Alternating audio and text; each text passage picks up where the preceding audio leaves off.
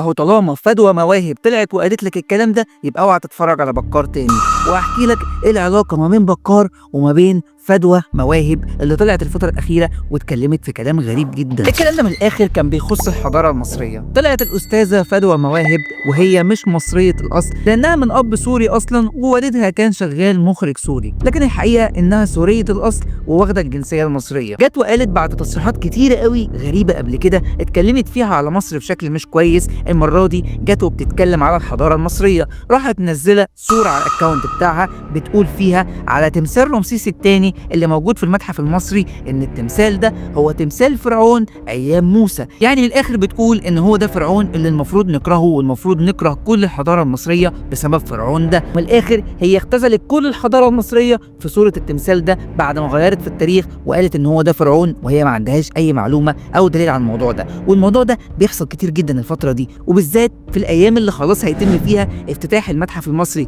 اللي بيضم الاف المومياوات ويضم الاف الاثار من الحضاره المصريه اللي العالم كله هيجي عشان يشوفها. يعني هي بتضرب لك السياحه في اكبر حاجه ممكنه الفتره اللي جايه، واكتر حاجه مهمه عند المصريين اللي هي الحضاره المصريه. المصريين اللي بجد اللي بيحبوا بلدهم وعارفين قيمه حضارتهم ايه في وسط العالم كله، العالم اللي عايز النهارده ياخد وينسب الحضاره دي لنفسه، وده اللي اتكلمنا عليه في فيديوهات كتير قبل كده وهسيب لك اللينكات بتاعتها. جات لنا فدوى مواهب وبتحاول انها تثبت باي طريقه ان الحضاره المصريه دي حضاره وحشه. يا جماعه ما تحاولوش ان انتوا تنتموا ليها او تحاولوا ان انتوا تفتخروا بيها، لان الحضاره دي من الاخر حضاره مش كويسه. والكلام ده طبعا هيبقى على مزاج الناس بتاعه ان الحضاره دي مش حضاره مصريه اصلا، زي ما طلع ناس كتير الفتره اللي فاتت وما زالوا لحد دلوقتي، والكلام ده مشروح بتفاصيله في الفيديو اللي انا هسيب لك اللينك بتاعه في اول كومنت، اللي بيحاولوا يثبتوا ان الحضاره المصريه مش مصريه اصلا، وهي اصلا كانت بتاعه الافارقه اللي سابوا مصر واتطردوا منها من زمان، والمصريين خدوها منهم يا عيني وحاولوا يثبتوا الحضاره دي انها بتاعتهم هم. لا واللي زاد وغطى على كده كمان ان اختها لينا مواهب طالعه بتقول لنا ان كل اللي حاطين الصور بتاعه الحضاره المصريه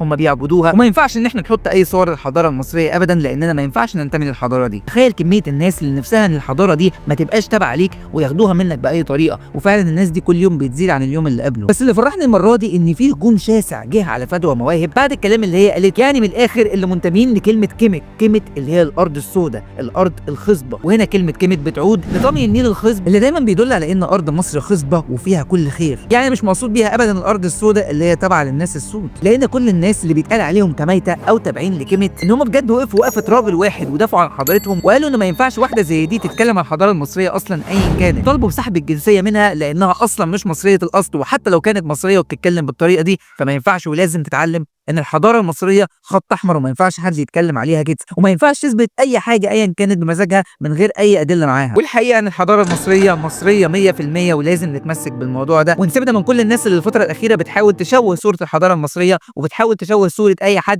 بيفتخر بحضارته وبيقول لك من الاخر انتوا بتعبدوا الحضاره دي. بس انا حابب اوجه لهم رساله دلوقتي واقول لهم انتوا عمركم هتعرفوا يعني ايه حضاره، وعمركم هتعرفوا يعني ايه انتماء لحضاره، لانكم اصلا عمركم ما كان عندكم حضاره، فبالتالي احساس الانتماء لحضارتك عمرك ما هتحس بيه. يعني من الاخر انا كمصري بنتمي لحضارتي جدا وبفتخر جدا بحضارتي، الحضاره المصريه القديمه اللي من الاف السنين والناس كلها النهارده بتحاول انها تاخدها لنفسها او بتحاول تدور في العلوم بتاعتها زي الفتره الاخيره ما ايلون ماسك بيحاول يعمل. واللي خلاني ربطت فدوى مواهب ببكار هو انه زمان الجيل بتاعنا دايما كان متربي على انه يتفرج على الحاجات المهمه زي الكرتون بتاع بكار. من اهم المواد الفيلميه والكرتونيه اللي اتفرجنا عليها زمان كان مسلسل بكار اللي كان بيتعرض كل يوم في رمضان، والمسلسل بجد اللي ربى عندنا في عقولنا حاجات مهمه جدا وتقاليد وعادات لازم نتمسك بيها. ومن ضمن العادات دي كانت في حلقه من حلقات بكار اللي راحت اسره بكار في يوم من الايام اللي مكونه من بكار وباباه ومامته علشان يفطروا عند عمه عشان يباركوا لابن عمه اللي اتخرج من كليه فنون جميله. اشتغل نحات يا عم جردوني. في الحلقه دي شفنا بكار هو وابن عمه بيتكلموا على ازاي ابن عمه ده هيبقى نحات مشهور جدا، وفعلا بدا ينحت تماثيل ومنهم تمثال للفنان المشهور محمود مختار